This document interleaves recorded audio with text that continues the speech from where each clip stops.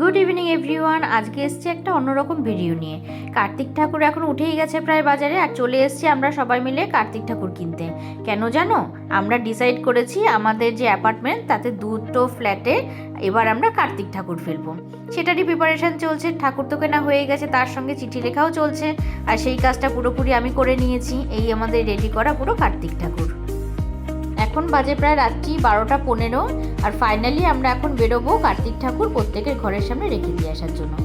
দুটো ঘরের সামনে আমরা রাখবো, তাই খুব সাবধানে কাজটা করতে হচ্ছে, কারণ সবাই জেগে আছে।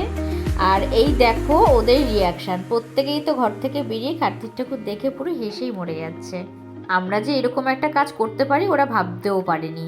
তো যাই হোক, খুব হাসি মজা হলো। আর এই দেখো এদের দুজনের ঘরে আমরা এবার কার্তিক ঠাকুর গিফট করেছি। খুবই আনন্দ করে কাটলো এই সময়টা।